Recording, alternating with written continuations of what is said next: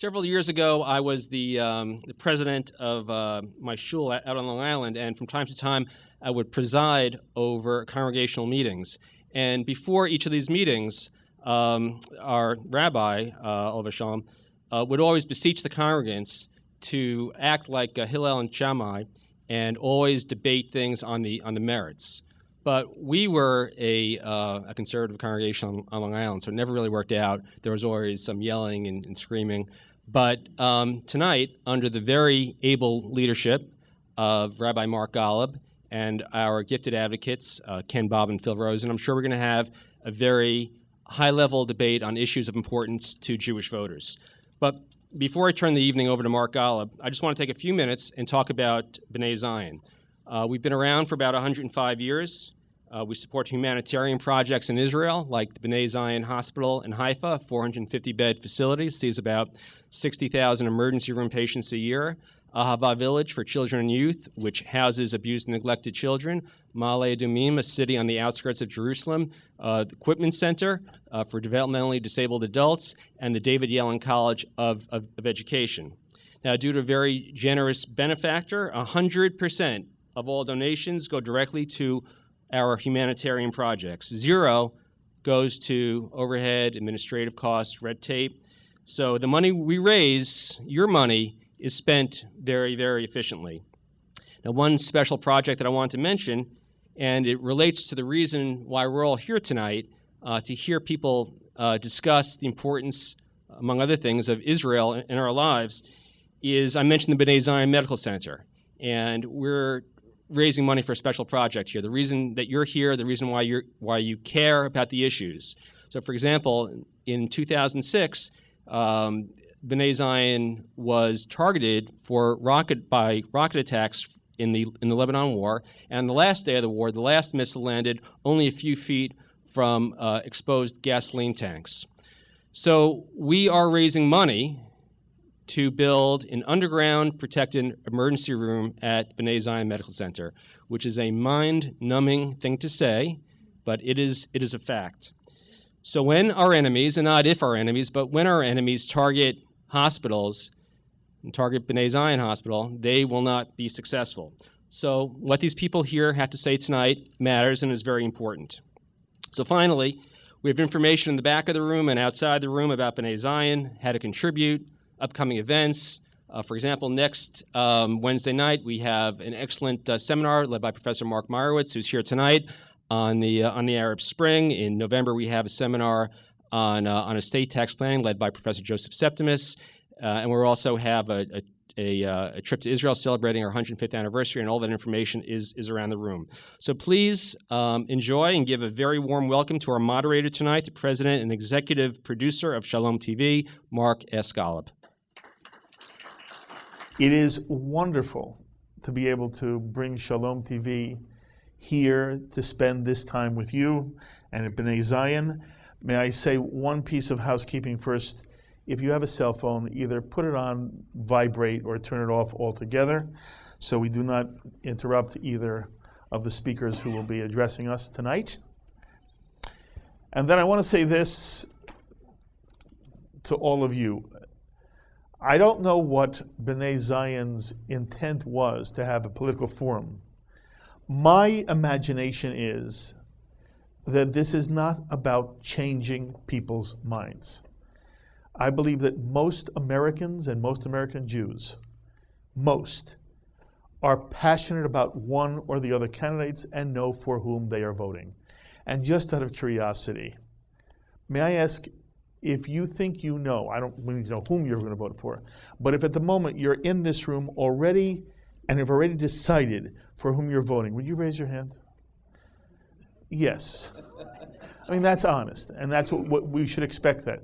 And therefore, for the one or two of you who are undecided, that's why we're here tonight.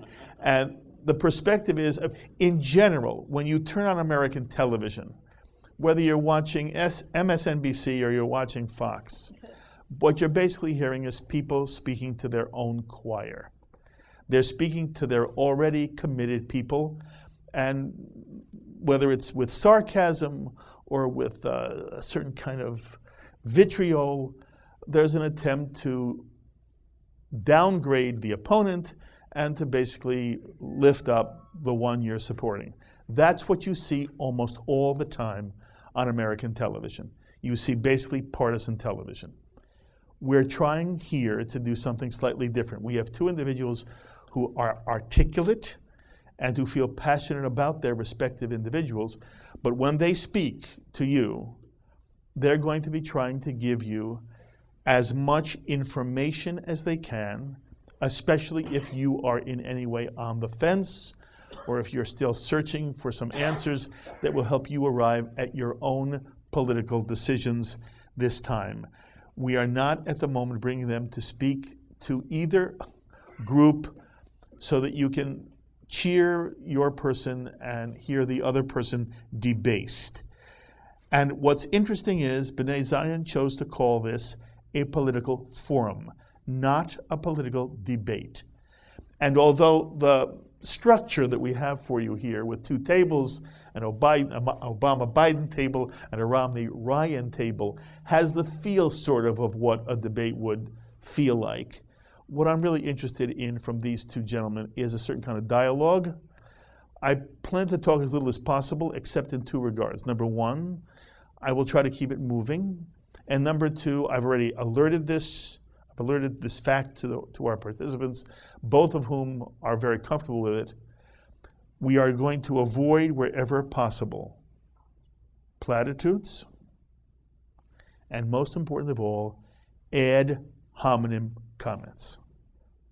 Ad hominem comments about an individual or about a policy.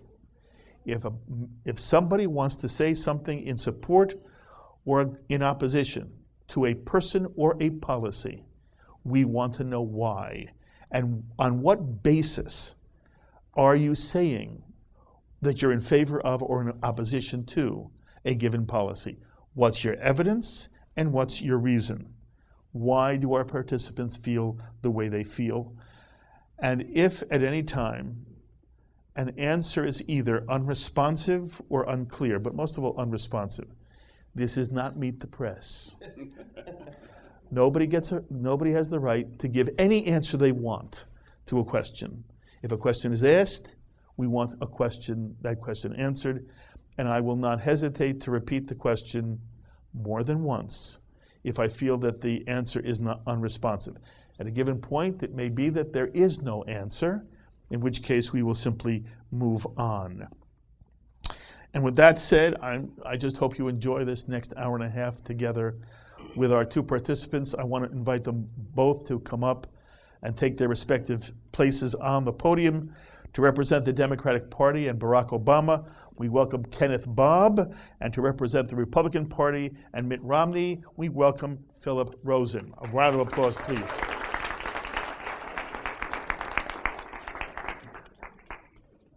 Important to say, neither of these gentlemen are either formally involved with either campaign, and although I'm going to mention their Jewish affiliations and even their secular work, they are not here representing anyone but themselves.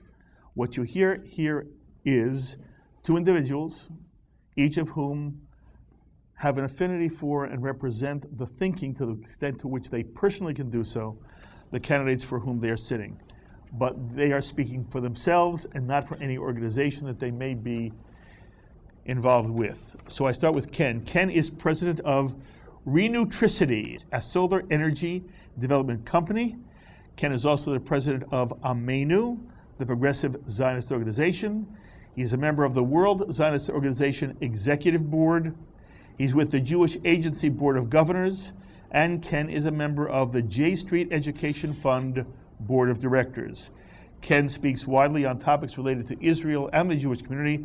His articles appear in the Jewish Week here in New York, The Forward, The Huffington Post, and others. Once again, a welcome for Kenneth Bobb. And representing the Republican Party and former Massachusetts Governor Mitt Romney is Philip Rosen. Phil is one of the premier corporate and property attorneys in the United States and heads the property group of Weil, Gottschall, and Manges. He is the founding and current vice chairman of the Board of Yeshiva College, chairman of the Board of American Friends of Likud, and he's an active member of many other organizations. He's a prolific writer as well. His articles appear in Israel and the U.S. media around the world. He's a frequent speaker on Jewish and Israeli topics. And this past July, Phil accompanied Governor Romney to Jerusalem. Please welcome Philip Rosen. Gentlemen, I want to begin with a general question for both of you. For many American Jews, the safety, security, future well-being of the State of Israel is a transcending concern. And for many Jews, when they go into the polls, it may even be the deciding factor in their electoral decision. May I ask you, and we're going to start with you, Ken, can you tell us personally, just to sort of set the context for what else you're going to say today, how do you rank the question of Israeli security and Israel's well-being when you go to vote in an American presidential election?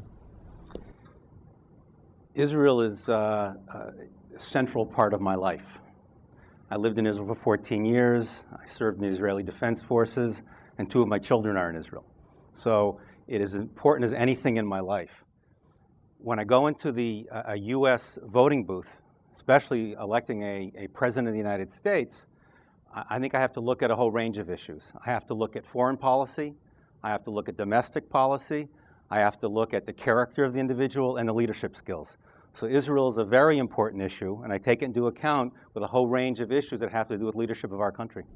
Is it fair to say it would not be the determining factor for you? I don't think that's fair because it could have a veto. If there was a candidate running for president who I thought would be a danger to Israel, I couldn't vote for that person. But assuming that both candidates wouldn't be a danger to Israel, and that is the case in this election for me, then it would be an important factor, but not a determining factor. Phil, the same question. As a Jew, and as somebody who cares deeply about Jewish people around the world, and I work an enormous amount of time on behalf of the Jewish community, Jewish causes. For me, Israel is number one on the totem pole going into this voting season. It's number one because, in my mind, the Jewish community in the United States, without, God forbid, a state of Israel, is a community very much adrift and may not have a chance of survival. I look at this season, and I'm glad Ken said it before me. If there is a candidate that is dangerous for Israel, and I believe there is one, I think we need to be there in the voting booth supporting the state of Israel. I want to pick up on this theme. It should surprise no one in this room that when you look at the numbers, roughly 20 to 25% of the American Jewish community tends to vote Republican. And roughly 75% of the American Jewish community tends to vote Democrat. However, at the moment, there seems to be an erosion of democratic support in the Jewish community. People who are Jewish care about Israel. There is a percentage of them. I don't think it's an overwhelming percentage, but at the moment it could be anywhere from 60 to 75% as opposed to 75 to 78% are now for Obama, which means that there could be as much as an erosion of 10 to 15% of American Jewry's support for their traditional Democratic candidate. Most of them argue that the reason they are now considering voting Republican is that they feel somewhat, as Phil has expressed, that somehow they feel that President Obama is a danger to the state of Israel. Ken, is Barack Obama a danger to the state of Israel? Absolutely not. Phil, is Barack Obama a danger to the state of Israel? Yes. So I'm going to begin with you. Phil, how is Barack Obama a danger to Israel? If he were to be reelected, what would happen that you would worry about, that you would actually raise the bar to the word danger for the state of Israel? In my view, Israel is facing its first existential threat in 40 years and maybe even 64 years, but a real existential threat. And this is coming from Iran. The issue is, do we stop that threat, or does Israel continue to face that and maybe even, God forbid, something bad happens as a result? Just to give the broad context, in his May 2011 speech to Congress, Prime Minister Netanyahu said, Israel has no better friend than America. He also said America has no better friend than Israel. When a friend is in trouble, when a friend needs you, you respond.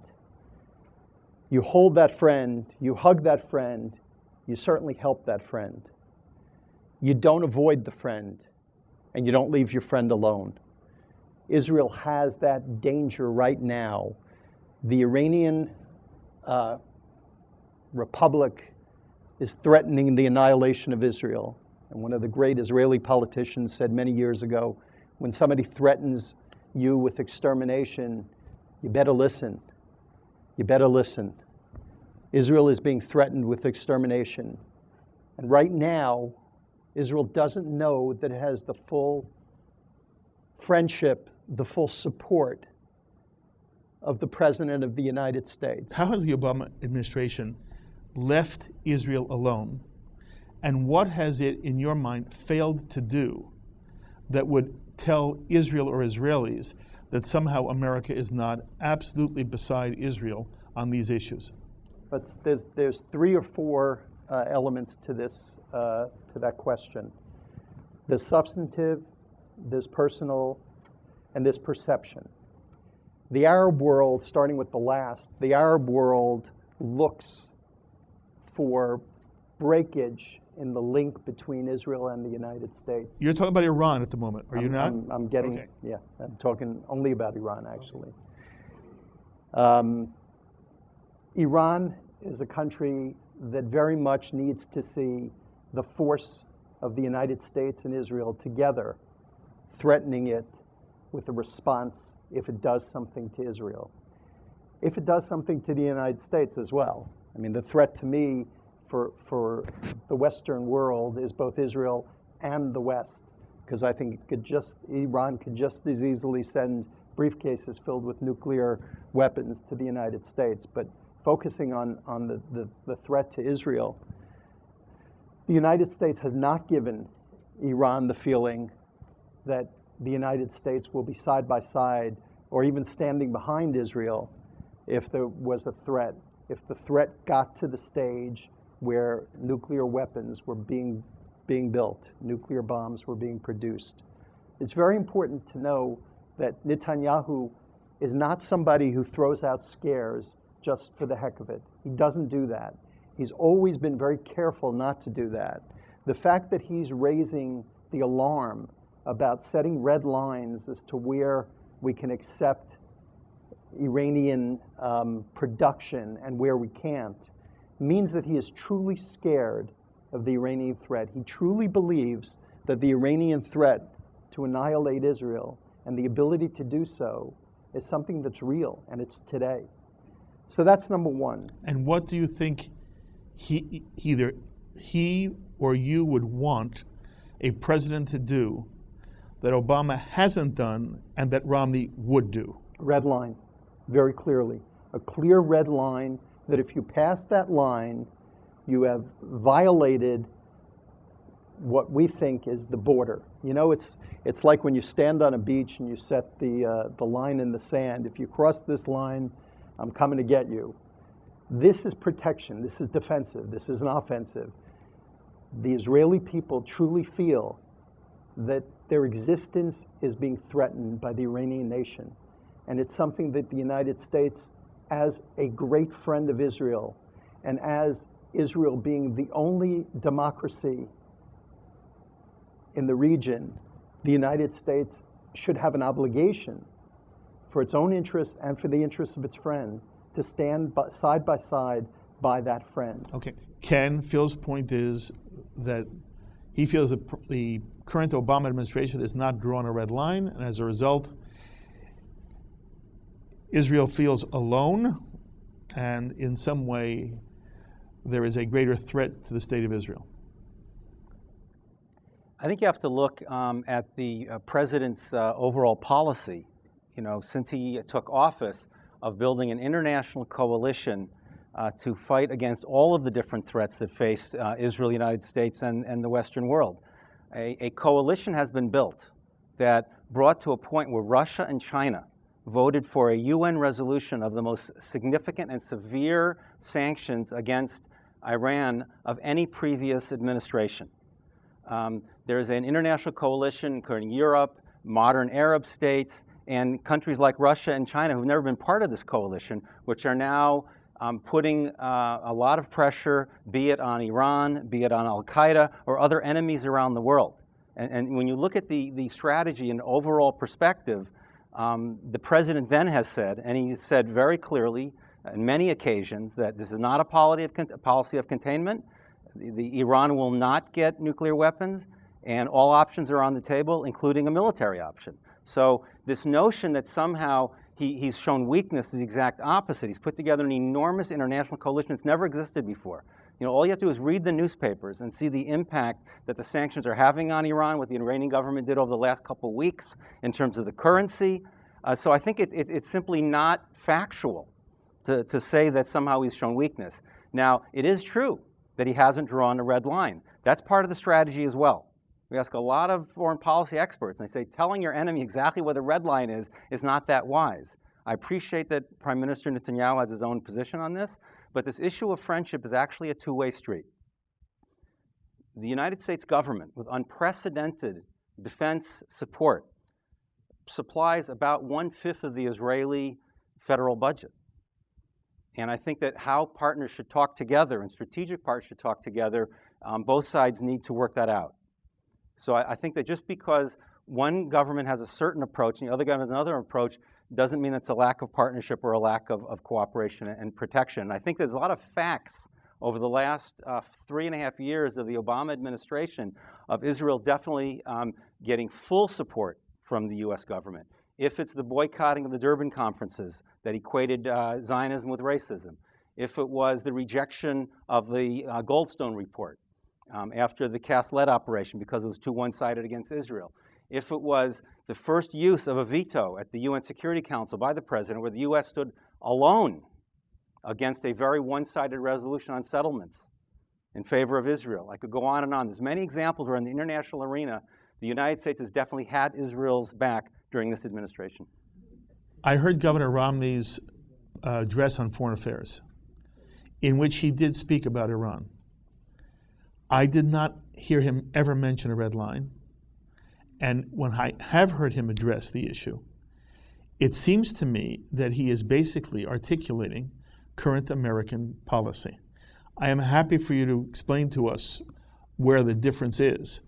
But in terms of what rhetoric I have heard from both candidates, I have not heard a substantive difference between President Obama and Governor Romney. There's giant differences, sir. First of all, getting back to what I wanted to say in response to Ken's comments, the policy of this government, the sanctions policy, the talking policy, which went on for a year while Iran was producing nuclear weaponry, was enriching the uranium at a 20% rate. The policy has not worked.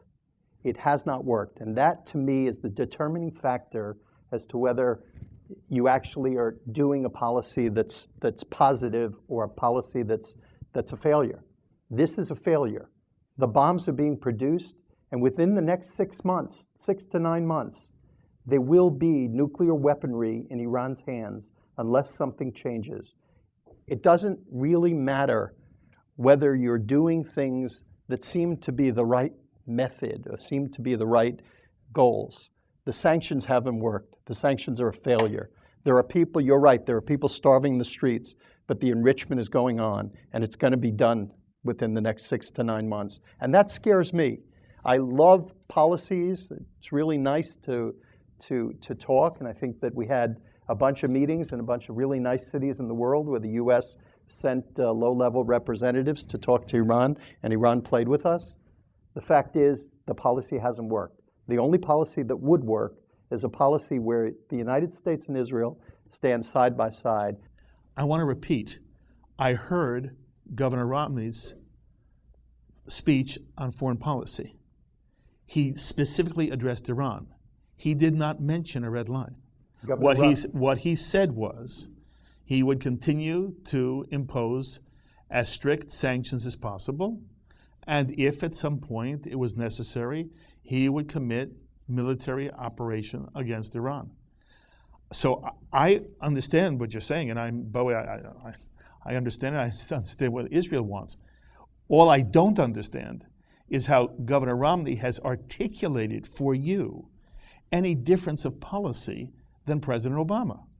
Governor Romney has said on many occasions, and I'm sure you've heard this before, is that he would stand side by side with Israel. He would talk to Israel about what's necessary to do. He would listen to Israel when Israel says that there's a red line that they need to do, that they need to lay out. He would follow. That's what that means when he says he'll go side by side. So far, he has not said, no, he has said, I would set a red line. He has said the red line. He has said, right after Prime Minister Netanyahu appeared before the UN, Governor Romney gave a speech and he said he would follow Israel in setting a red line. So whether he said it in Virginia or not, he said it after the UN meeting, number one. Number two is I want to address the arms, the fact that, and I've heard this numerous times in debates from people supporting the Obama effort, the fact that this is the largest supply of arms ever given to Israel, ever sold to Israel. The fact is, the reason that's in effect is that in 2007, President Bush signed a 10-year deal with the State of Israel to supply arms in ever-increasing numbers. This follows that deal. We are now in the 5th year of a 10-year deal, and so every year, more and more arms are being supplied to Israel. It doesn't have anything to do with this President of the United States. Yeah, that happened not to be correct. What Phil says is correct, that there is a agreement in place, but the extension of that beyond that agreement is what's really phenomenal. The missile defense, $650 million of missile defense aid that has been added on top. The additional funding for the Iron Dome system to protect the people along the Gaza Strip. So actually, it's true that the growth has been in place, and the Obama administration, on top of that significant military aid, has built more on top. You know, everyone knows the story. A candidate, Obama, went to Sderot and saw the situation close up in 2008 before he was elected, and came away with a personal experience. You know, Mark, one thing that is interesting is there seems to be among a small group in the Jewish community what we call the Kishka problem. They somehow feel that President Obama doesn't feel the Jewish community. And I have to laugh, you know, when I hear this. I heard the president on this topic at a private gathering this spring. He was asked this very specific question. And he said, you know, he said when he ran for Congress, so that it was his first attempt at national office, he ran for Congress in Chicago against the sitting Congressman Bobby Rush. And he lost in the primary against Bobby Rush because the opposition said that he was the Jewish candidate. And it's kind of ironic now that somehow some members of the Jewish community have a problem with President Obama when he lost his first race because he was a Jewish candidate. Why was he the Jewish candidate? Because he had a lot of friends in the Jewish community. He had supporters in the Jewish community. And to this day, you know, I look at two national Jewish leaders, Alan Solo, the immediate past chair of the Conference of Presidents, major American Jewish organization. He's the co-chair of the campaign. Rosie Rosenberg, the immediate past president of AIPAC, is a personal friend of the president of AIPAC. So I think this issue of somehow there's a Kishka problem with Obama is overblown. I don't know if it's the media, I don't know if it's certain elements in the Republican Party, I don't know where it comes from, but it's been successful to a certain extent, and I think that's one thing that needs to be dispelled by conversations like this. Yeah, I don't go for that. I don't think that my best friend is a Jew. I have Lee Rosenberg as my best friend. I don't go for that because that is diminishing, and in many respects, and I'm not saying you mean this way, but it can be considered to be anti-Semitic when you say that my good friends are Jews. Let's talk about what this president has done to create the impression that he is not a close friend of Israel. In July of 2009, there was a meeting of Jewish leadership with the president. In fact, you know what? Let me start back. Let me start with the speech to Egypt. Speech in Egypt where he said that he wants to create a more even-handed approach to the Middle East, where he wants to create some sort of a better relationship with the Arab world. The Jewish community met with him, the Jewish leadership, where he was asked about distance between the United States administration and Israel.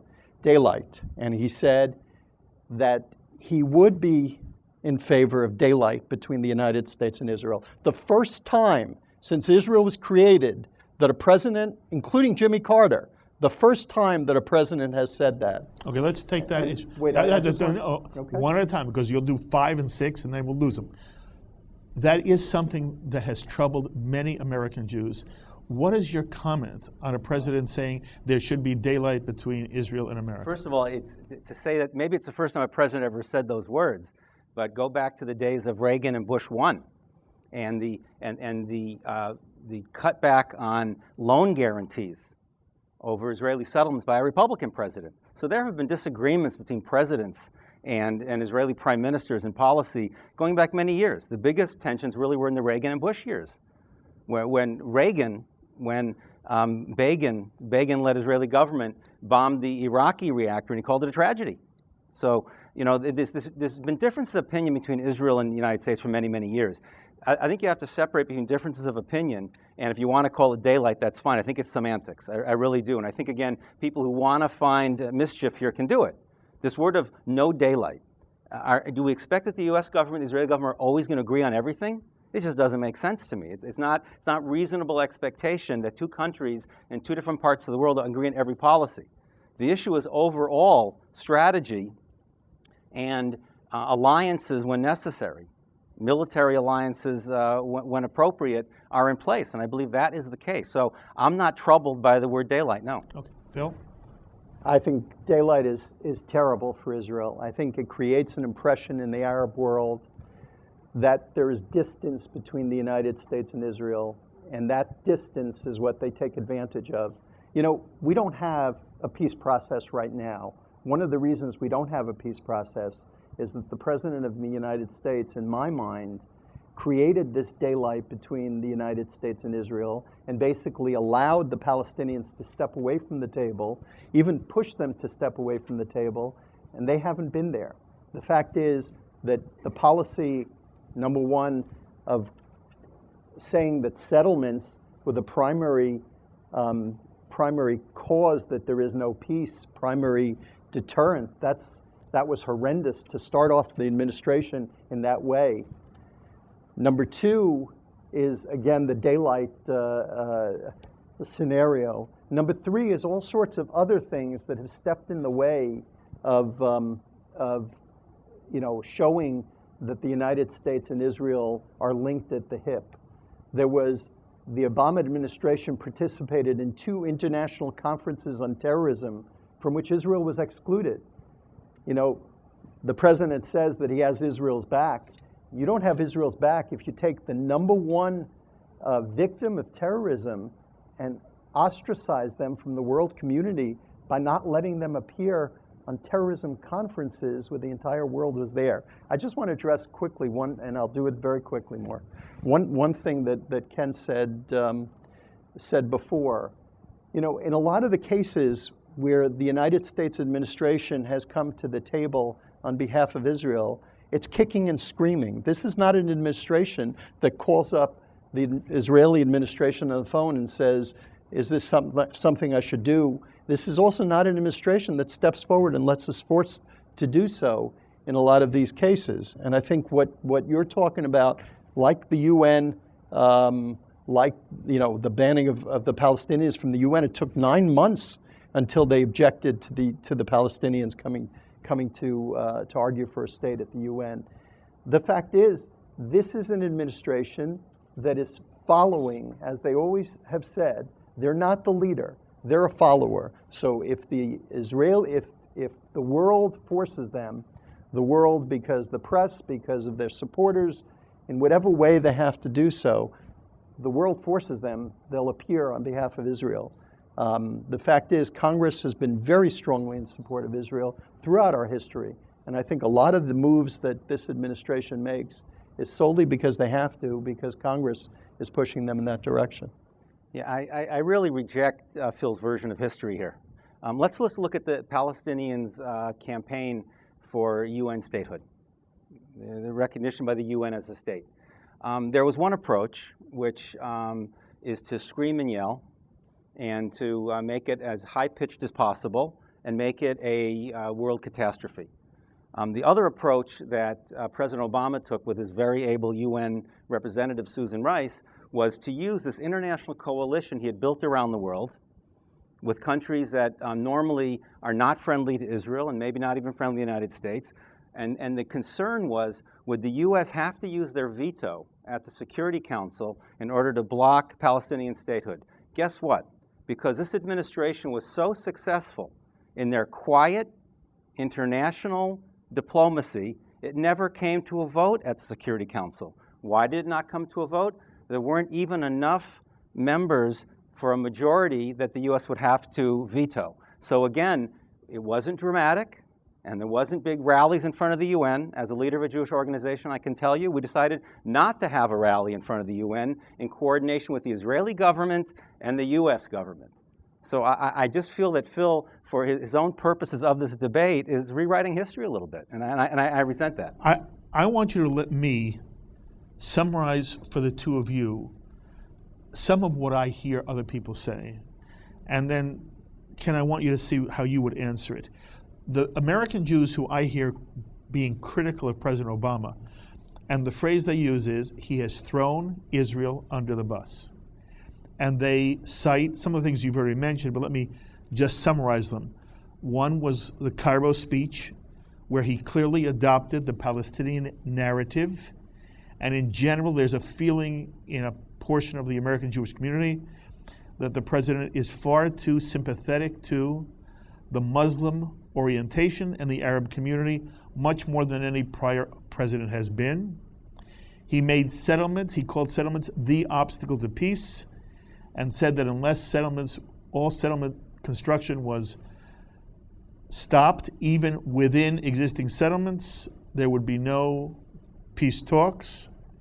There's this alleged snubbing of Prime Minister Netanyahu at the White House, and then this issue of late when the Prime Minister came to the UN General Assembly and he wanted to meet with the President. The President did not have time for him.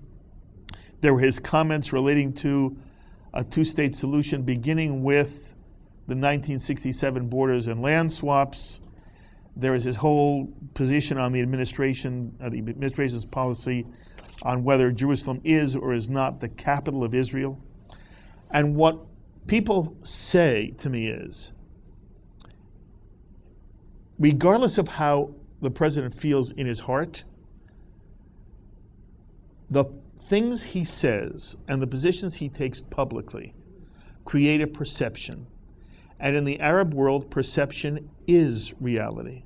And that one of the things that the president has done with this and many other things as well is that he has suggested to the Palestinian people in particular and the Arab world in general that America is not as supportive of the state of Israel in the Israeli-Palestinian conflict, that what it has done is encourage the Palestinians to be harder in their own position, less willing to compromise, and less willing to come to the negotiating table, and that as a result, it has put the state of Israel into a greater position of threat. I want to know from you, Ken, first of all, do you understand what these concerns are? Whether you think they're misguided or not, do you understand that there are many American Jews who see the problem this way, that the president has created an aura which has emboldened the Arab world in general and the Palestinians in particular, and therefore has weakened Israel, and that this is the real essence of the problem? He has been supportive in many ways, but his rhetoric has seemed to be different than we have heard for many, many, many administrations. So no, I just don't accept it. And I Which think, part don't you accept? well, I think the distortions. I have the list, and I'll go through. Okay, but do you understand let me understand just that this is what people are feeling? I think it's a very small group. I think the problem is, and we'll see, on Election Day, everyone thought this was going to be the last time. I remember distinctly being on a call 2 days after the election with a Republican analyst and a Democratic analyst, and the Republican said, I was wrong. So sometimes, just because the media likes to churn these things, and certain elements in the campaigns like to churn these things, and there's been this sort of cherry picking of quotes and this desire to separate Obama somehow from the history of American presidents. I don't want to go into psychoanalysis now to understand why, but it's a fact that there's been this cherry picking of quotes and this distortion. The snubbing of Netanyahu because Obama went to have dinner with his family in the White House. His family was in New York. It's been repeated many times, this myth that somehow he had dinner with his parents, but his family was in New York, so he couldn't have dinner with them. I don't think that's true, by the way. There we go. He's one of the authors. Why would you say that? Because I've heard from people who were in the meetings that the family was there. I've heard from people who were at the meetings that they weren't. All right, so we'll... That's why let's go to the next one. That's why I used the word alleged. Mark, none of us were there. Mark, let's go to the next one. Okay. That he snubbed Netanyahu at the UN.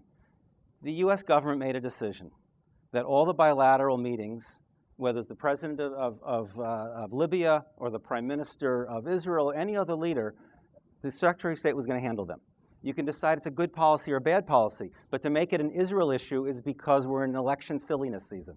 There's no explanation otherwise. He didn't meet with any head of state. So, but it's only an Israeli issue. The Libyans are not making a big deal out of it. The Libyans aren't facing Iran. The Iranian threat is right now, it's today. A meeting at the UN is not going to solve the Iranian threat. You can disagree with the U.S. policy. I've heard your statement, Phil. I appreciate it. I understand it. But a meeting on the sidelines of the UN is not going to solve that issue. So I'm going back to Mark's question. I'm not talking about the Iranian issue right now. I could go on and on. The issue of the settlements. Yes, the U.S. government policy is that the settlements are an obstacle to peace. That has been U.S. government policy going back to Bush 1. I can read a speech from George W. Bush when he said the occupation must end. They didn't make it a precondition. Right, and that was a tactic that obviously wasn't successful. And the president and his advisors realized that there isn't peace yet, so that wasn't successful. But the fact is, to make that now the centerpiece of, well, he must now not have Israel's back, is again really unfortunate. The president believes that a Jewish democratic Israel side by side with Palestine is the best path for Israel's future and the future in the region. His outreach to the Muslim world is a very positive one in my eyes. The Muslim world is a very large part of our civilization today, and figuring out how to cope with an Arab Spring and crumbling monarchies is very important for the U.S. president to do. So again, going back to one president, what was the cornerstone of George W. Bush's foreign policy? Democracy in the Middle East. So now that the current president is reaching out to those countries, he's somehow trafe. So I think there's a lot of hypocrisy going on, and there's been continuity of U.S. foreign policy from Clinton to Bush to Obama, with changes along the way, but all of a sudden say, well, now that it's Obama, somehow it's trafe, makes no sense to me. I want Phil to answer you. I just want to make sure I understand. You're saying to me you heard nothing new from an American president at the Cairo speech? Well, sure, I certainly heard something new, and it was refreshing. I think it was a positive attitude of inclusion. I didn't hear any adoption of the Palestinian narrative. I don't even know what that means. I'll tell you, this is the example many people wrote about. When he justified Israel at the Cairo speech, his sole justification was the Holocaust. Right. Okay. So if that's the point you're talking about, that is the Palestinian narrative. Okay. That basically the Jews just got here in 1948. Fine. So yes, I would have liked to have had him give a much deeper Zionist history. I mean that very sincerely. And I have heard him do that on many occasions. He understands much more about Jewish history than he displayed at the Cairo speech.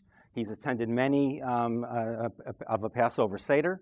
He understands the biblical source of the Jews' connection to Israel. So I think, again, grabbing those words and saying, oh, now he's adopted the Palestinian narrative. I'm going to say something else on this point, Mark, which I think, again, if I go to the hypocrisy of the Jewish community on this, Jewish leaders and Israeli leaders over the last several decades have often overused the Holocaust on policy issues.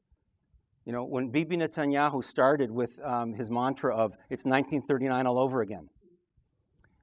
Look, it's something that Jews and Israeli leaders do. So again, I'm not saying that it was perfectly worded in Cairo. I would have liked them to have added something else. But to then use that one quote as he's adopted the Palestinian narrative. I think there's a joint Israeli-Palestinian narrative about two states that is actually accepted by successive U.S. governments and Palestinian and Israeli leadership, and it is really, really hard to get them together. The president tried something. I think he'll continue to try. Yeah, I'm extremely disappointed in Ken's response. I would have hoped that he would have said that there is a change in policy and justified that. But to say there's no change in policy when this president has, on many occasions, changed the U.S.-Israel relationship and changed U.S. policy to a dire degree. I mean, the fact is, saying that settlements are the primary cause or primary obstacle to peace is something no president has ever done. That is a giant shift, and it not only has failed, but it broke apart the peace process and put Israel in a horrible position. Saying that the Holocaust is the reason for the existence of the state of Israel is something no president has done. And it did adopt the Palestinian narrative, and it put Israel again in an extremely uncomfortable, not just uncomfortable position, a dangerous position. This president has, time and time again, when he stepped forward and he said that the 67 borders are going to be, with minor land swaps, is going to be the paradigm upon which a peace treaty should be based. That was horrendous for the negotiating position of Israel. And I know Ken's going to say that in the back rooms they discussed it all the time. They never put it forward as being the 67 borders are what we're going to base our peace treaty on. The 67 borders were called by Abba Eban, who was, I think your group used to be called Labor Zionists. Abba Eban was one of the leading labor politicians in Israel. He used to say that the 67 borders are the Auschwitz borders. And what did he mean by that? He meant that those borders are indefensible. President Bush, and I know you're going to get to this because you're going to get to what is the basis for saying that there's a change in U.S. policy. President Bush signed a letter, and I have it here in case you guys have forgotten it, a letter to Prime Minister Ariel Sharon, where he said that he would never make Israel go back to the 67 indefensible borders. Well, But he did say in 2011 that any peace agreement between them will require mutually agreed adjustments to the armistice lines of 1949. Was he elected in 2011 again? Oh, I'm sorry. In 2007. 2007, but he still stuck by his letter. At the Annapolis talks. He did not change his letter. This was later. He did not change his letter. The statement in the Annapolis He has stuck talks? by his letter that he will never make Israel go to indefensible borders, which is the 67 borders. If you asked him today, Obama has not said anything about going to indefensible borders. He said 67 borders. He said that's where they start. That's where negotiations start. With land same thing swaps. that President Bush said in 2007. When I heard it, I said to myself, I don't understand what's interesting here. Ever since I've heard of a two-state solution, it's always been adjustments to the existing borders, which is the 67 borders. There's a giant difference between saying, I will never let Israel have to go back to indefensible 1967 borders, and saying, I will go to 67 borders with land swaps. Giant difference. In fact, that's a difference that the people who negotiated or discussed the letter, in fact, I can show you Dory Gold's article where he examines the letter piece by piece and shows you exactly. I know it well. Good. I want to ask you the same kind of question I asked Ken. I want to tell you what I hear from those people who are in the Jewish community who support the president on his position vis-a-vis Israel. I want you to respond. I hear them say the following. If you hear what Israeli leaders say, Shimon Peres, Ehud Barak, Michael Oren, they describe President Obama's military and intelligence cooperation with Israel with the word unprecedented. Even Bibi praised the president who helped save the Israeli diplomats when they were under attack in Cairo at the Israeli embassy last year, saying, "I requested his assistance at a decisive moment, I would say even a fateful moment." Obama said he would do everything possible. That's exactly what he did. He activated all the United States means and influence, which are certainly considerable. I believe we owe him a special debt of gratitude. They do talk about the increased assistance to Israel, even beyond what was already scheduled. They talk about the fact that he's been marvelous in terms of supporting the Iron Dome. They talk about the fact that he pulled the U.S. out of the Durban II Human Rights Conference because it equated Zionism with racism. And last September, when the Palestinians sought statehood at the United Nations, he gave what may have been the most eloquent speech a president has ever given in defense of the state of Israel. And this is what those who are pro-Obama say to me, that although they understand the problem I tried to articulate to Ken, that there is a rhetoric which has had a different effect within the Palestinian world. When one looks at the actions of the presidency and the administration, it has been wonderful in support of the state of Israel. And you say? I disagree. First of all, I think you can find instances in which the Obama administration has been very, very good with Israel. And I'm not saying that the Obama administration has a desire to destroy the state of Israel. I don't think you've heard anything close to that from me. I think what you have is you have an administration that will, when it doesn't interfere with their policies, will support Israel. So for example, saving the diplomat from the embassy, that's a really nice move, and thank God that that happened. And I think that for the family and the friends of that ambassador, thank God. But I think when you have a policy that puts Israel in danger, both with Iran and with the peace talks with the Palestinians, I think that is what to me means the most. It's not the saving of an ambassador, and it's not giving a speech. I have to tell you, I've written about this. I think the president's speeches are magnificent. He's one of the best speakers I've ever heard. And as long as you have teleprompters there, he's even better. And I'm not saying that facetious. I'm just saying that that's the case. I think he's a terrific speaker. But when you've got a policy that is destructive to the peace process and a policy that puts Israel on its own, on the front lines with Iran, that to me is the most important. And I think that scares me. Ken. You covered most of my ground, Mark, so I'm not going to go back to that. I want to pick up on this peace process. We've heard now twice that he's destroyed the peace process. The peace process takes place between the players on the ground. What a U.S. president can do is try to help those players move closer to peace. Let's remember the history. There was an election in Israel when the peace process stopped. So again, this is certainly not the forum to get into Israeli policy. We've gotten a little bit of that tonight. But I think let's remember the history here. There was already an election in Israel. The peace process had stopped. And the Obama administration was trying to find ways to get it started again. The Obama administration, again, as I said, felt that a Jewish democratic Israel next to an independent state of Palestine is good for Israel and good for the world. It's the stated policy of the Israeli government.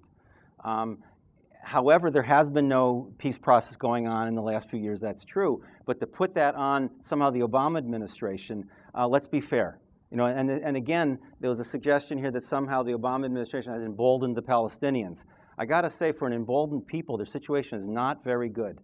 The Palestinian Authority has great financial crisis. There's discussion of even dissolving the Palestinian Authority. So I don't really see an emboldened Palestinians. At the same time that the president made demands to the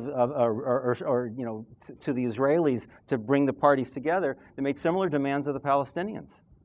If people talk about the Palestinian incitement, it's an ongoing problem of incitement in the education system in Palestinian territories. On the other hand, if you look and you talk to people in the region about what's been done about the imams and insightful speech at mosques and imams being fired from their mosques when they incite, that's all due to American pressure as well. So there has been American pressure on the Israelis, American pressure on the Palestinians, and the pressure is to bring the sides together. They haven't succeeded. I think the administration understands that. We all sitting here understand that. It was a good effort. It didn't work. And I imagine during a second term, the president will try again. Ken, what do you feel about this whole issue of the administration's stand on Jerusalem?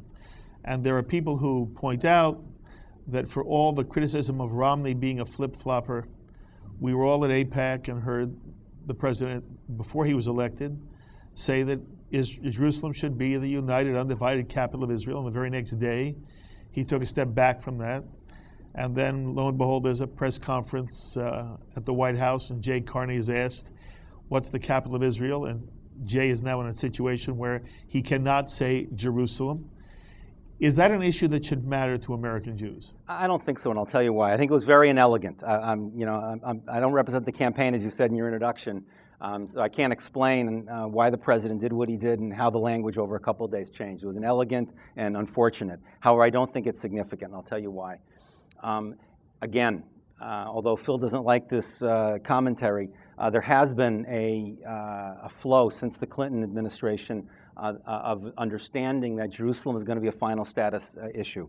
I don't think there's any American president who doesn't see Israel and Jerusalem as a capital of both Israel and of Palestine. I think there will be some division of the capital. I heard eloquent speech about this by the former mayor of Jerusalem, the former Prime Minister Ehud Olmert, of the pain it will take to reach peace. However, if you want to do wordsmithing here, I could draw a map and explain to the audience here how you would have a united Jewish Jerusalem, and how the neighborhoods that are currently Jewish in Jerusalem would be part of the Israeli capital, including the holy spots, and the Arab part of Jerusalem would be part of their capital. So you can even make a case that you can have united and divided. So I really think that there is an understanding going back to Clinton and Camp David and through the Bush administration that Jerusalem will be a final status issue. Phil? I think it's a giant issue. I think, the flip-flop came the next day when the press and the media and the countries around the world got hold of the statement at AIPAC where the president said that Jerusalem will always remain undivided as the capital of Israel. And suddenly, the word undivided meant something different. Instead of meaning that there'd be no break down the middle, what it meant, according to the president, what he meant to say was that there would be no roadblocks, no borders, no stones between the two sides of the city, but there would be two sides, that it would be divided. I don't know how that makes sense, but it clearly was a flip-flop done to try to pull back from a position that seemed to be supportive of the Israeli government position. The division of Jerusalem and Jerusalem as a capital is an absolutely essential part of Israel's existence. Does everybody here know that Israel has a day called Jerusalem Day that's a holiday?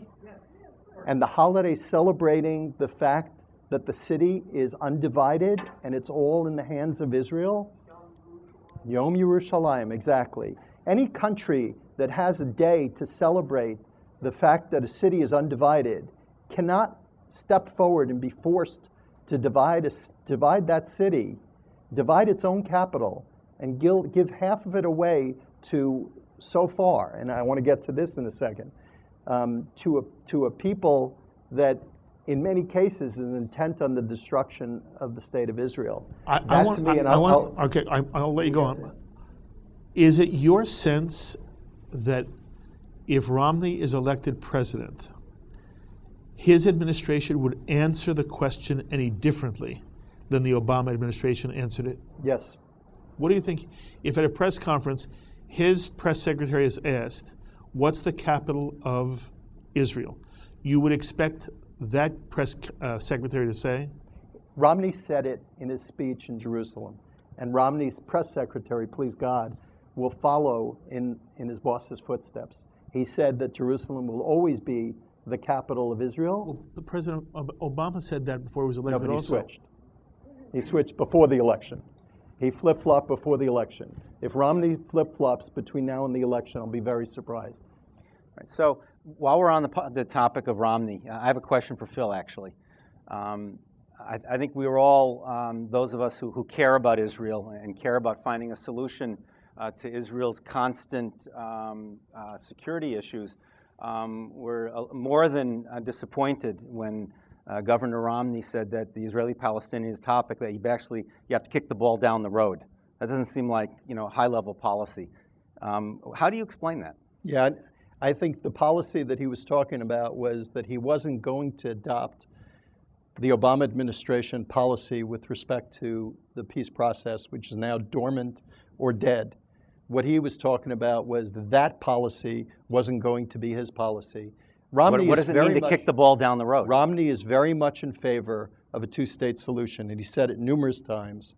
I think that what he's talking about is he is not going to do the policy that the Obama administration has put into effect of siding with the Arab side and leaving Israel in the lurch. I think kicking the ball down the road means, and maybe that was inartful to try to use one of your expressions, but I think what he meant to say was that he would adopt a peace process, and he hopes that by aligning himself with Israel and showing a clear, undivided bridge between Israel and the United States, that the Arabs will recognize that they need to come back to the table. They moved away from the table because they saw that they had the right to do so, and they saw the invitation to do so by the Obama administration. They will come back to the table if they see a united Israel-U.S. front. Ken? Yeah, I disagree with your interpretation of what happened. I think that the Israelis and the Palestinians both moved away from the table, actually, after the Israeli election, but we'll let that go. My only concern here about the Romney Middle East approach is I don't see one. And I heard what Phil said, and it sounds like he's not going to do what Obama did, but I've heard no articulation of a strategy on the Israeli and Palestinians. And if I hadn't already made up my mind about this election, I would suggest to people that if they care about Israel as a central issue, I'd want to know what my candidate really thinks about Israeli-Palestinian peace. I think he has said numerous times that he believes in the two-state solution. But how do you get there? He just doesn't believe that by pressuring Israel and saying that settlements are the primary obstacle to peace, and opening up the Arab cause to put pressure on Israel, he doesn't believe that that's the way to get to peace. And there have been presidents before that have felt very similar. I think that even if you go back and I'm going to praise a Democrat for once. If you go back to the Clinton policy and the Bush policy was to align with Israel and show the Arab world that you have the United States to contend with as an ally of Israel. And to me, that's a process that needs to go back into effect. You can't have a process where you say, I want to create distance between the United States and Israel and hope that the Arabs are going to come to the table in the mode to negotiate. There have been Arab writers, Ken, Arab writers.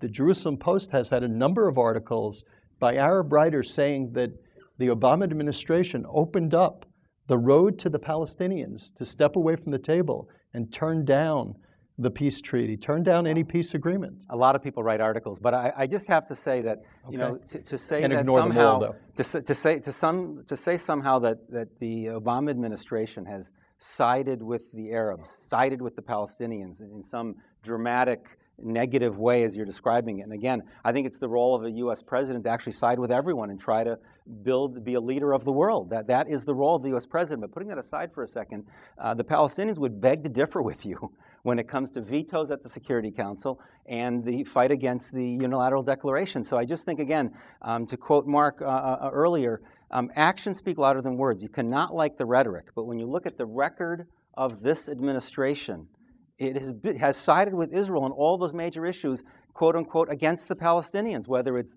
Goldstone or whether it's the UN issues or Durban. So you have no facts to base this on. You have rhetoric to base it on. I've heard you mentioned this speech and that speech, but what actions has the Obama administration taken that have somehow distanced themselves from Israel that in policy? Well, the first of all, each of those instances that you mentioned of the Obama administration sticking up for Israel, it took months and months, if not years, for them to get to the point where they should have gotten to before. The Goldstone report, it took a long time for them to get there. The veto in the UN, or what happened in the UN, could have been stopped a year and a half before, and Israel didn't have to go through the hell they went through. Sorry about that word. that they went through in order to get to where they got to. The policies that you want to talk about, the policies are blaming settlements as the primary obstacle to peace, which gave the Palestinians the strength to walk away from the table or to stand up and say no. When Bibi Netanyahu granted a 10-month freeze on settlements at the request of the Obama administration, the Palestinians didn't come to the table, even with the Israelis granting that request. And how hard was that for the Israelis to do so? They've got a country where they've got construction going on at all times. They couldn't pass that very quickly through their government, but they did. Bibi stepped forward and did it, and the Obama administration didn't get the Palestinians to come to the table. That, to me, is a big, big issue. I want to hear from both of you. One more moment on Iran, and then I want to move off Israel as such. Ken, do you think that the United States under an Obama administration would ever take military action against Iran to prevent it from finally developing a nuclear bomb? I absolutely do. I think that the U.S. government has shown its resolve through presidents of both parties that when national security is threatened, they will take military action. And I think that absolutely the president has stated very clearly that a military option is on the table. They view it as a last resort, which I think is very, very wise, but I absolutely do. And would you expect the same to be true of a Romney administration? Absolutely, I do. And Phil, would you say the same is true for both administrations? I don't have the confidence that the Obama administration, after the election, if they do win, and hopefully that won't be the case, I don't have the confidence that So that's they a will major do that. difference between the two of you. Yeah. Okay. There's a question here that's from the audience that's also on my sheets in front of me. There was a moment when there was an open mic and President Obama was speaking to Russian President Medvedev, and he said something to the effect that, be patient until after the election, and I will then be freer to implement certain policies. At the time he was talking about specifically aid to Putin. But there are many American Jews who feel that that is symptomatic of a problem that could develop if the president is reelected, that he will be, in essence, he will not be constrained by a future election and will be freer to implement policies that are not only injurious to the state of Israel, but in general are ones that he has not yet implemented. But if there's no election, what he whispered to the Russian president reflects an underlying philosophy. What do you say? I think that it's a fact that presidents in their second terms are less encumbered by electoral issues. It's sadly a fact if you look even just on our issue in Israel. The real question is, do you worry? Oh, no, I don't worry at all. I think that you saw that Clinton only started to address the issue of Israel-Palestinian peace in his second term. George W. Bush only addressed it in his second term. I think, unfortunately, it is a very complicated issue that presidents want to try to solve because I think they genuinely care about the issue. And I would expect the president to address again in a second term. But this notion of being injurious to Israel, no, I think you will be creative and think of a way to bring the parties together. Again, I want to emphasize this. As much as we don't want to believe this and somehow think that this magical hand of the U.S. president can do whatever they want around the world, that's not how the world works. And I can go back again. I'm not trying to sling mud at other presidents. Other presidents have tried things with Israel, have stopped aid, have stopped loan guarantees, have delivered weapons to Saudi Arabia that Israel disagreed with. It didn't bring peace. It's a very difficult problem, and I think President Obama will give it a good shot in his second term as well. So I think this president has what's called an open mic problem. I think he had the same problem when he was talking to Sarkozy about Bibi Netanyahu, and the two of them launched a joint attack on Bibi being a liar. You know, if I was him, I would appoint a special advisor on open mics just to get rid of the issue. My big fear, my giant fear, is that this is an entree for the second term for him to put enormous pressure on Israel. Let me tell you some of the things that he may do, and I'm not giving him advice, so I hope he doesn't listen to this or watch Shalom TV. President Obama. Okay. I'm hoping that he's not watching. Number one is he can condition support on the Iran front to concessions that Israel doesn't want and shouldn't have to make on the Palestinian front, such as coming down from the Golan Heights. You know, everyone talks about Jerusalem, but part of the process of going back to the 67 borders means that you come down your troops off of the most protective position that Israel has, which is the Golan Heights, and you allow Hezbollah to infiltrate Israel, to come down to Israel, as well as the Lebanese armed forces. The fact is, in my mind, I think this president said what he said to Medvedev, and I think that he meant it with respect to a lot of issues, not just the issue they were talking about at the time. He did mean what he can do to different places around the world, including Israel. Okay. And I'm By the scared. way, okay. Just for the record, I would love the president to be watching Shalom TV. That was my recommendation. That's what I was saying. That was a whole advertising. Very, very mark. good. Okay. The American Jewish community has always had not only a vital concern about what happens to Israel, but many American Jews are also equally concerned about the quality of life here in America and how the president will affect domestic policy. And there's a difference of philosophy of government that is being expressed in the election today between President Obama and Governor Romney and the Republican platform and the Democratic platform. And it was perhaps best articulated or in some way made evident in the 47% comment. And this again is a place, it was an open mic, but it was a place where Governor Romney was legitimately speaking to his own supporters. But what he said has been troubling. And I'm going to pick a phrase that is not the phrase that's made all the media attention, 47%. But what he did say was, there are Americans who believe they are entitled to health care, food, and housing, and who feel the government should give those three things to them. That there are people in America who think they're entitled to health care, food, and clothing. My question for both of you is, do you believe that America should provide to American citizens enough to eat, enough to be housed, and enough to have basic health care?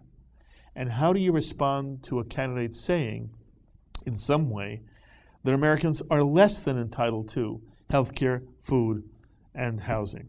Ken, what was your reaction when you heard this? It emphasized for me that the American people have a very big decision to make this year. I think the differences between the two candidates are much greater on domestic policy than foreign policy. I think you've made some points tonight, Mark, about the lack of difference on some issues between the two candidates. I think the difference on domestic policy is much greater. I think that the Obama approach of expanding opportunities for those who have less opportunity today, lifting up the middle class, a commitment to a sort of civic understanding, a social contract in America that seems to be crumbling, this notion of a safety net you're describing. I think it's a little bit ironic that we sit here today and spend an hour or more on Israel, but the United States is the only developed country that doesn't have some sort of system of health coverage for their citizens, and Israel does. You know, I think it's really, we all have to think about that for a moment. So that is one of the big successes of the president's first term, and I think that we will look back in history and see what ties together FDR and Johnson and the Obama presidency in strengthening that social net that you talk about. So yes, I firmly believe that that's a country's civic responsibility to its citizens, and I think that that's one of the choices that people have to make this year. Same question, Phil. Are Americans entitled, by being American citizens, to enough food to eat, housing to have, a shelter, and a minimum amount of health care? So let's start with health care. And I'm sure everybody in the audience and Ken knows that Romney is one of the first proponents of a health care policy for the state of Massachusetts. He does believe that each state needs to examine its own needs, its own interests, its own citizenry, and figure out what's best so that they can provide health care to its citizenry. And I think that that's a crucial factor. Romney is not talking, as some of the other Republican candidates did, about eliminating health care. So you would say Americans aren't. You think Romney would say when he questions whether Americans are entitled to health care, he doesn't mean it. No, what he's talking about is he believes that each state needs to examine its own citizenry, figure out what type of health care policy it can effectuate. You do understand, in context, it doesn't sound that way. 47% of Americans believe they're entitled to health care, to food, to housing. Let's go to food next, because I think, and I'll just go back to one of Ken's favorite lines, inartful. This might have been inartful, and I'm not happy with the way he said it. Fair enough. I think that he could have said it better, but what he meant to say, and each of the details of the sentence could be divided up and figure out a better way to say it. And if I was there, I would have tried to have done that. Are you comfortable with the notion that, in fact, Americans are entitled to health care, housing, and food? Yes. Okay. Governor Romney feels the same way, Yes. you believe? Yes. And has he said anything or done anything or in any way communicated during this campaign that he feels Americans are in fact entitled to health care, food, and housing? Let's talk food for a second, because I think until the Obama administration, the food stamp policy, which is really what they're talking about when they talk about food, the food stamp policy of Clinton and of Bush had in it a work requirement, which says that if you're able to work, then you get off of food stamps. And it's important. It's called a 20-hour work requirement. And all states had that. The Obama administration waived the 20-hour work requirement and wants to continue that waiver in effect for all states as part of the stimulus package. What Romney is saying is, let's go back to what Clinton put into effect, what Bush accepted, and what Romney will accept, which is a food stamp program that includes the 20-hour work requirement. And housing? Housing, there are a lot of issues involved in housing. I think that one of the big failures during the Obama administration, which didn't start with the administration, but they supported it, was the providing of subprime mortgages to people who couldn't really afford it. That's not who he was talking to. No, I actually. You understand why it sort of offended the Jewish ear, the statement? I understand why, if taken in the broadest context, somebody might say that he wasn't providing for, I guess, what we call tikkun olam, which is what I know rabbis talk about all the time. I want to go back to what Ken started with, which is that it's interesting that we spent a full hour talking about Israel. In my mind, and I started with this, and you asked the right question at the beginning, Israel is a primary concern of ours. I do agree that tikkun olam is a necessary Jewish factor. In fact, in the Mormon faith, just to give you, because I know you're going to get to religion at some point, in the Mormon faith, giving charity is an absolute essential part of their faith. In fact, you have to give between 10 and 15%. Governor Romney has given over the years 20% every year. I want to ask Ken the same type of question. There are those who are upset about a statement that President Obama made at Loyola University in Chicago in 1998 when he talked about income redistribution. And one of the issues being made in this election is that in some way the president really turning this into some kind of class warfare where in fact there is a lack of appreciation for the extent to which open free market capitalism has made America what it is. So I'd like you to comment on his comment that he actually believes in redistribution at a certain level to make sure that everybody has a shot. Right. So I think, first of all, they're really working hard when they go back to video from 1998 to get a quote. But that's not relevant. No, it is relevant because you said President Obama said. This is not fair. There's a legitimate concern. Just address Okay, the so concern. I'll address the Just concern. No, but address the concern. you started with a video from 1998. It doesn't matter whether it's. I don't care when. I think again. It reflects at the moment a concern of people. I think it's a unfounded concern when again you look at the track record.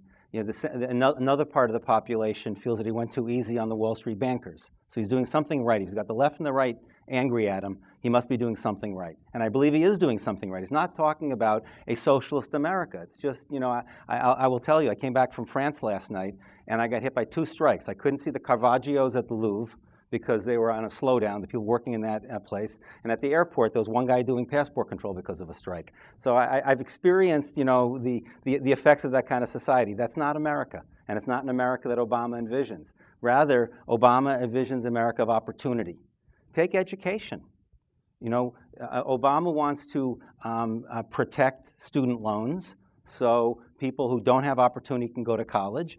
And the Romney-Ryan budget is to cut 20%.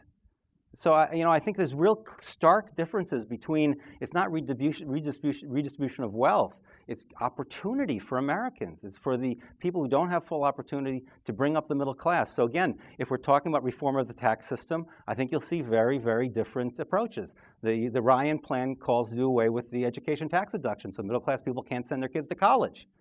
And perhaps the Obama plan is to tax higher income people.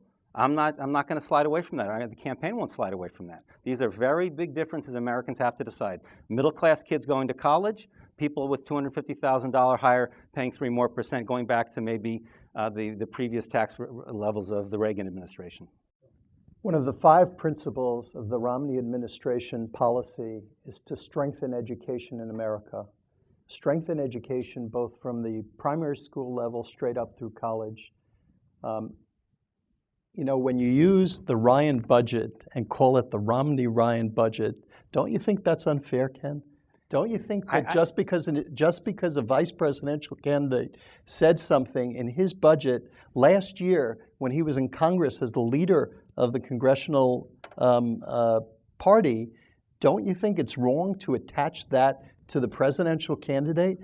You know, it's like if I was to take Biden's policies and some of them over the years and some of his statements, if I was to take his statements and attach that to Obama, I would think that would be unfair. So tell us what Romney's view is on the tax of those taxes. Because he hasn't been willing to suggest no, I think where he has the tax said cuts that. are coming from. I think he has said that. I think, tell us. In fact, you've got 6 out of the 7 studies that have been done of his tax policy show that it works, show that what he's planning on doing in terms of his cuts, in terms of what he's going to take out from this government, will provide for cuts, the $5 trillion in cuts that are necessary. And I think as far as education, which is the one issue that I think Mark was asking the question about, I think he has just as much, if not more incentive. Let me rephrase that. He has more incentive to try to improve the educational system and try to improve the provision of education for everybody in this country. He's not looking at the upper class. I think, by the way, your mention of the Caravaggio's means that you're probably in that 1%.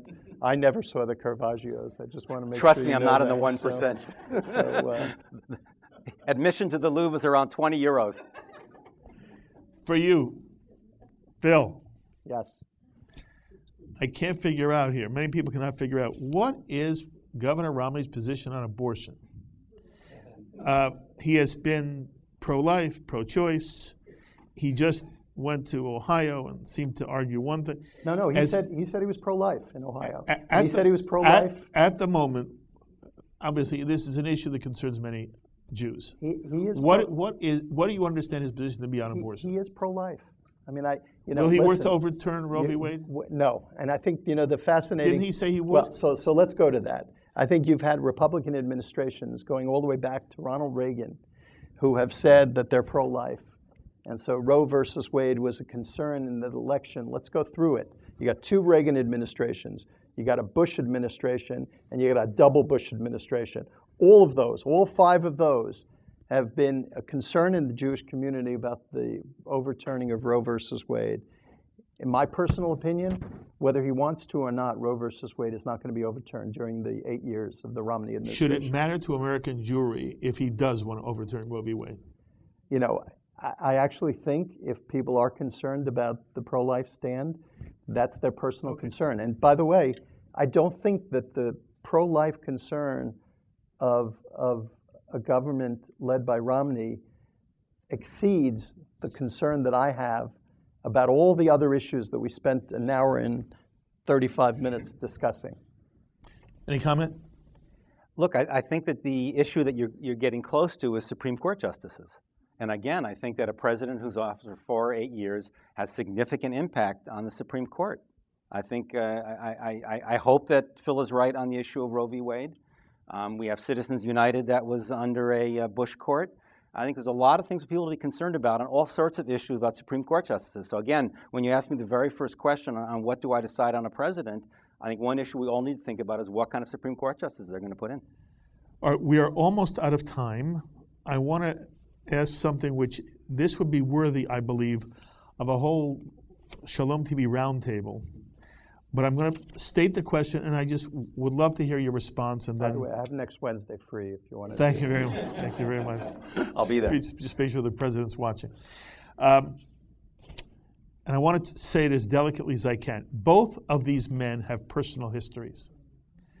And I'm wondering what extent you feel it is appropriate for the American people to have a right to understand who each one of these men are. And when I hear people talk in private, those who are uncomfortable with the president can say, of course he's a Christian American, but he has had a personal connection to the Muslim world that no prior president has ever had. He's had friends who are also part of the Muslim world. He was very close to Palestinian leaders. He has obviously an empathy, people say, to the Muslim Arab world that is unique for someone who sits in the White House. To what extent does America have a right to discuss the Jeremiah Wright connection, the Khalidi connection, the Bill Ayers connection, and the fact that this man does have a past that includes an Islamic connection? And then, Phil, I've heard people say when President John Kennedy ran for president, there was an issue over his religion and his being the first Catholic. And the president took it head on. And he gave a speech in which he said he was not going to be more loyal. His loyalty was not to the Vatican and the Pope, it was the American Constitution. And that Catholicism was never going to stand in the way of his presidency. Mitt Romney is not simply a Mormon. He is a practicing Mormon who has been a church figure. There are many things about the Mormon religion which America does not know. And the question is, does America have the right to say, we'd like to understand the extent to which your Mormon convictions, in fact, will impact on the way you would govern as President of the United States? Those are the two areas that both candidates would have to answer. And we don't have time now to do the Jeremiah Wright issue. We don't have the right now, we don't have the time now to go into what's the Muslim religion all about.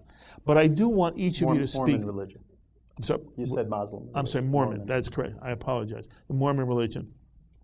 I would like you to speak to the philosophical underpinning here of whether you believe the media scrutiny and the discussion by both of these candidates should include some honest discussion of President Obama's past and of Mitt Romney's past. Ken. First of all, I went to see the Book of Mormon on Broadway, so I would recommend that to everyone to get a good grasp of the Mormon religion. But seriously, seriously. But seriously. But seriously. That might be taken as an offense by, I'm sorry. by I apologize. some I people apologize. on some side. You know, President Obama's life before he was even a candidate was literally an open book because he wrote books about his background. And I think it's completely legitimate for people to understand his family roots and his background. It is legitimate, you think? Absolutely, I think it is. And I think not only is it legitimate, I think it's positive. I think it hasn't been easy for America, but I will tell you that I think it's been in some ways uplifting for America. I think having someone who does have a different background than the rest of us has been a positive experience for the whole country, whether people are Republicans or Democrats or independents. I think the fact that he has had a background that related to Islam in a very different way than Americans seem to think about it, particularly after 9/11, I think that's a positive thing. You know, even some of the tones of this conversation about the Arabs, the Palestinians, these are people. There are Arabs and Palestinians who live in our country, who are active in our life and our culture and our political life. And I think that he has helped to, educate America in a lot of positive ways. So absolutely, I think that's an open book and an important thing for us to discuss. And the same thing goes for Mitt Romney. He has a very, very different upbringing. We know that. And not only his Mormon background, but his family and what they've done in America, and so I think that's all legitimate. Let's be fair. The president has gotten a bye in this election season. No press has examined his connection to Jeremiah Wright, the fact that he sat in the church for 25 years listening to an anti-Semite speak about anti-white person speak about how horrible the whites and the Jews are. He's gotten a bye on that. He's gotten a bye on not being forced to reveal his transcripts, and he hasn't done that. He's gotten a bye in a slew of things, and I think that that's wrong. I think the press has given him a bye. And let's go to Governor Romney, because I'd love to hear whether there's any Jeremiah Wright in Governor Romney's background. Nobody's even brought anything up. The flip side of that, what seems to be a flip side, is that he doesn't go out and talk about, his religion, what he does in the church. He has spoken many times, and people have spoken about how charitable a person he is as part of his not just tzedakah, but chesed. The good deeds that he does for the people in the church.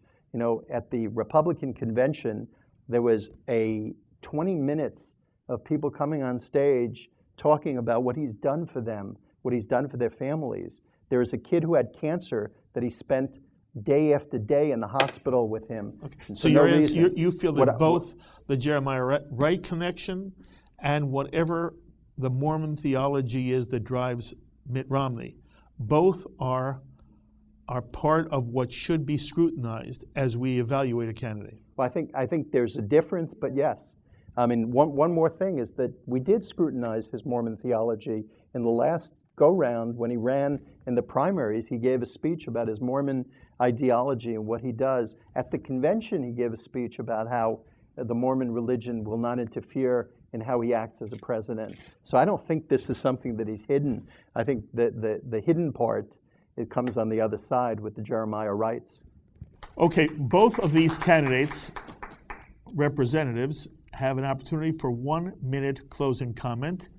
We flipped a coin with Mitchell before the forum began, and so we will begin with Ken Bob. First, I want to thank Bnai Zion for hosting this event, Mark and Shalom TV for taking a lot of responsibility for putting it on, Phil for being a good sport, and all of you for attending and being great participants. I think in the end, it's not surprising that over 70% of American Jews will vote to re-elect the president in November. I think that there will always be Jewish Republicans.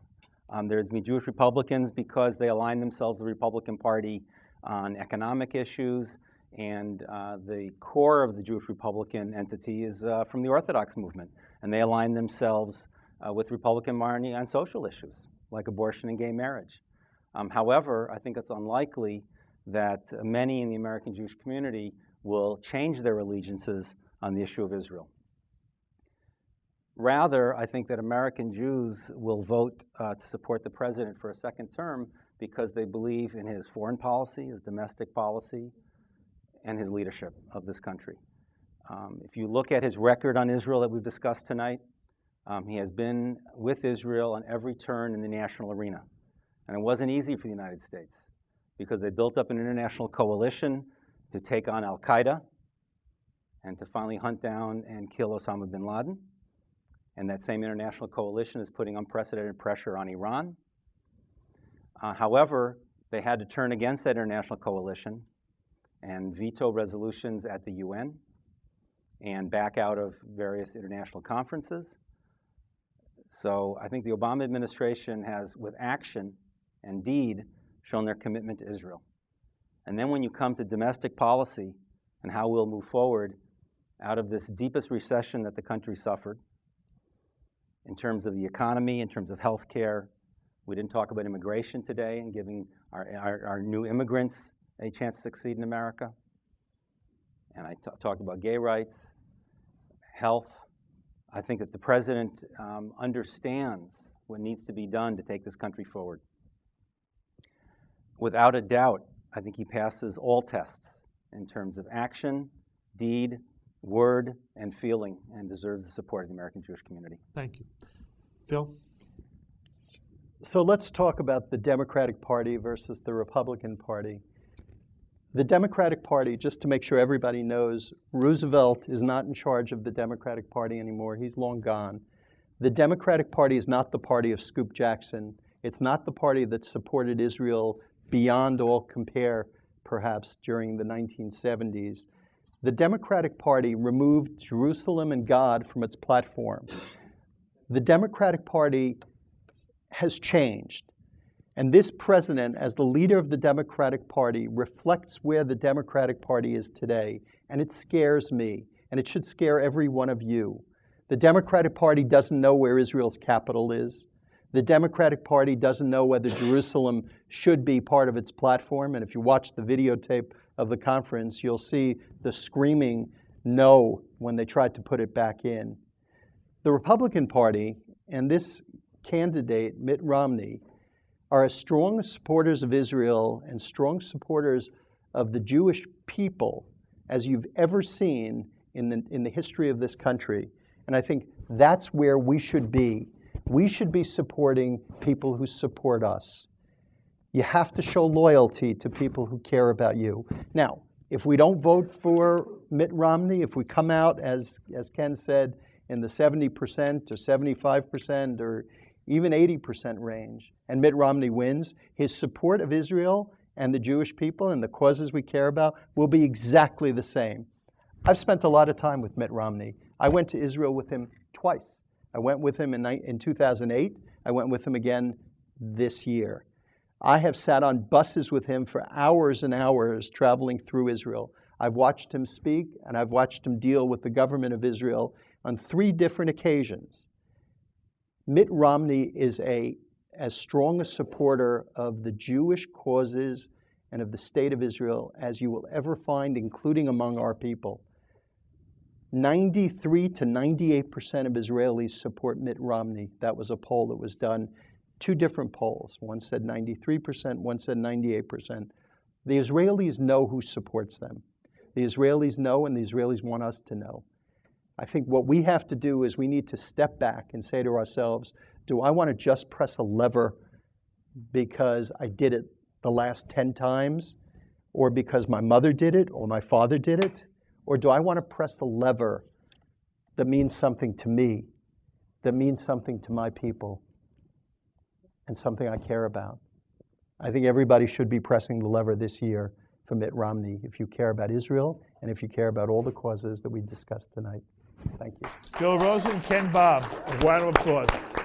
You both were magnificent, and you also treated the entire issue with enormous respect. I am very, very grateful for you taking the time to be part of this.